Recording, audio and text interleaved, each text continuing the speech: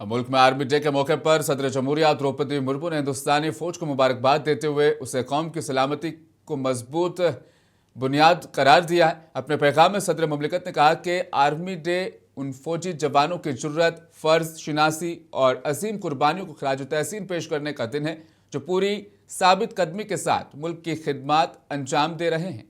सदर द्रौपदी मुर्मू ने एतमाद जाहिर किया कि फौज आइंदा भी कौमी तामीर, मुआशी तरक्की और हमागीर तरक्की में अपना मौसर किरदार अदा करती रहेगी। दूसरी जानिब वज़ीर-ए-आज़म नरेंद्र मोदी ने भी आज आर्मी डे पर फौज को खिराज तहसीन पेश करते हुए शोहदा की अजीम कुर्बानियों को याद किया और कहा कि फौज की बेलोस खिदमत पूरी कौम के लिए बाइस फख्र है।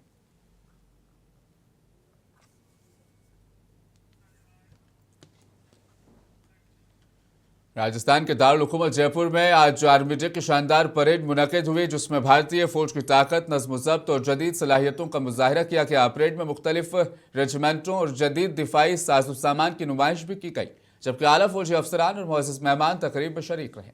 मरकजी वज़ीर दिफा राजनाथ सिंह ने भी इस तकरीब से खिताब किया।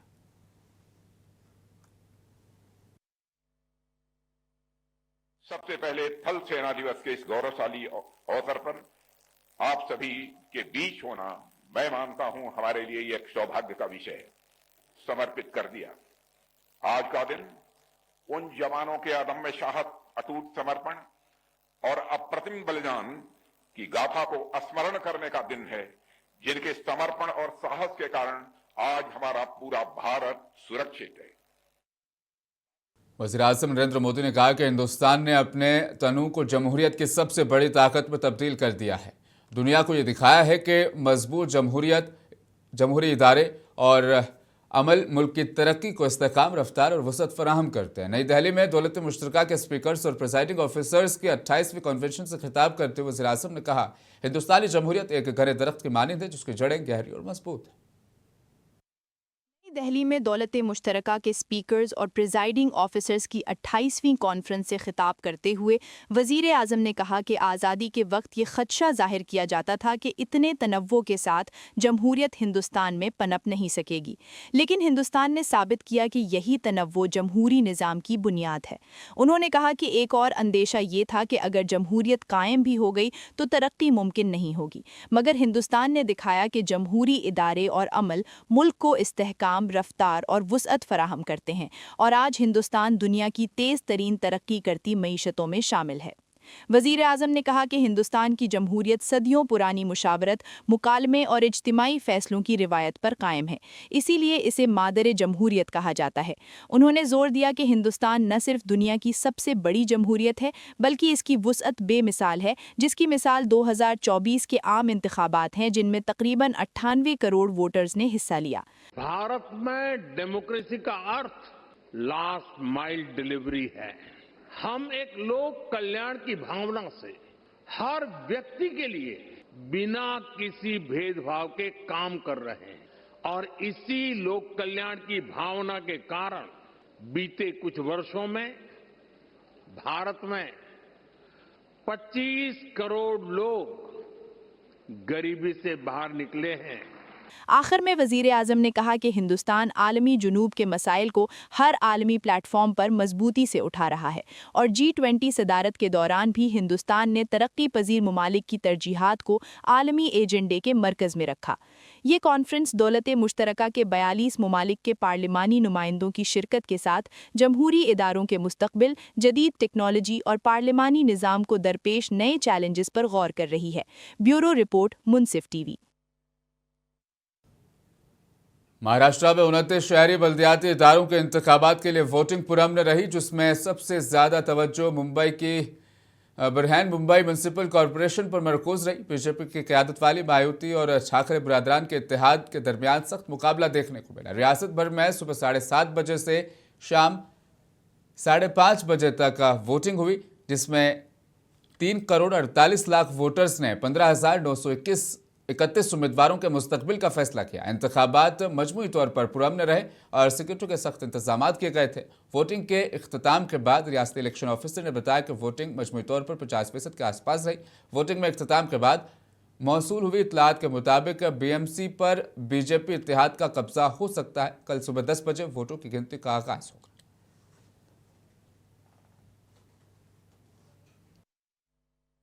वोटिंग परसेंटेज मैं संतुष्ट हुआ। अभी तक एक्चुअली 46 to 50% वोटिंग हुआ है और एक्चुअली पिछले इलेक्शन के तुलना में इस बार वोटिंग बहुत ज़्यादा हो जाएगा।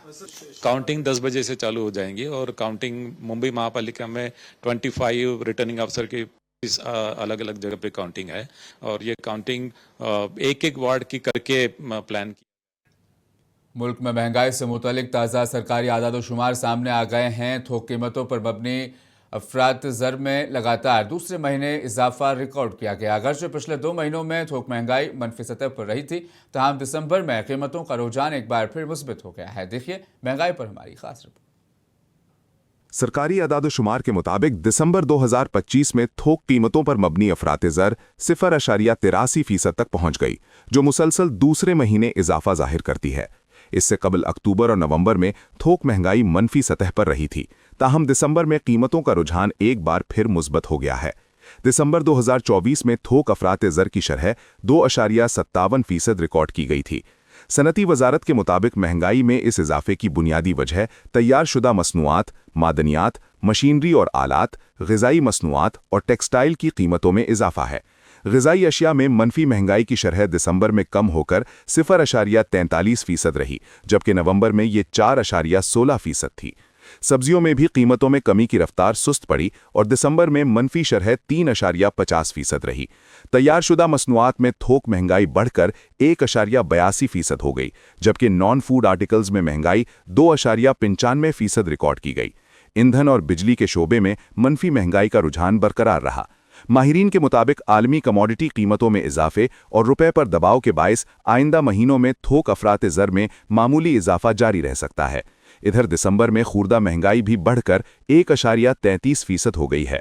कम महंगाई के बायस रिजर्व बैंक ऑफ इंडिया ने पॉलिसी शरह सूद में कमी की है और मुल्की महीशत में मजबूत नमू के इम्कानात जाहिर किए जा रहे हैं। ब्यूरो रिपोर्ट, मुनसिफ टीवी। सुप्रीम कोर्ट ने इलेक्शन कमीशन ऑफ इंडिया को हिदायत दी है कि केरला में खुसूसी जामे नज़रसानी यानी स्पेशल इंटेंशन रिवीजन के बाद जारी किए गए मुसव्वदा इंतखाबी फहरिस्तों से खारिज किए गए वोटरों के नाम अवाम के सामने पेश किए जाए ताकि मुतासिर अफराद बर वक्त एतराज़ दर्ज करा सकें। चीफ जस्टिस सूर्यकांत की सरबराही वाली बेंच ने इलेक्शन कमीशन से यह भी कहा कि नामों के अखराज के खिलाफ एतराज़ दाखिल करने की आखिरी तारीख में तोसी पर गौर किया जाए। तरजीहन 2 हफ्तों के लिए इलेक्शन कमीशन के वकील ने अदालत को यकीन दिलाया कि मुद्दत में तोसी के मामले पर गौर किया जाएगा। अदालत खुसूसी जामे नज़रसानी के अमल को चैलेंज करने वाली मुतअद्दिद अर्जियों की समाअत के दौरान अदालत ने यह बात कही।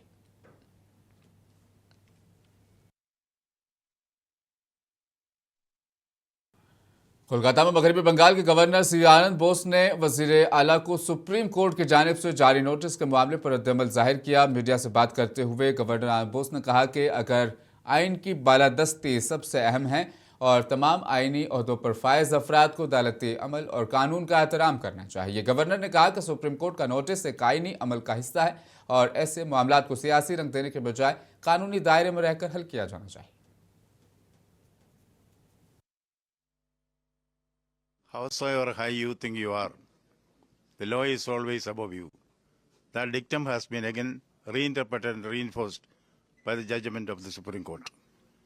Nobody, I underline, nobody can take the law in their hands. Those who take the law in their hands should answer for it. I am fully convinced, as the constitutional head of the state in Bengal,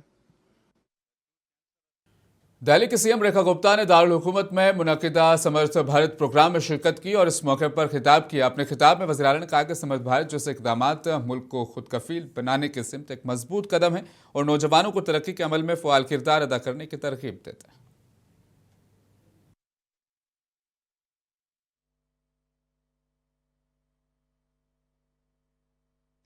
आज का ये आयोजन सच में बहुत महत्वपूर्ण है।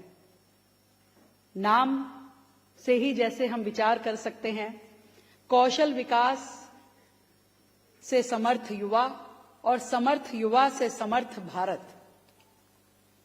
मैं अनेक मंचों से रोजाना जब बोलती हूं कि विकसित भारत का लक्ष्य हमारे लिए, हर एक भारतीय के लिए बहुत महत्वपूर्ण है और इस लक्ष्य को प्राप्त करने के लिए 140 करोड़ की जो जनसंख्या है, ये लायबिलिटी नहीं है, ये एसेट है।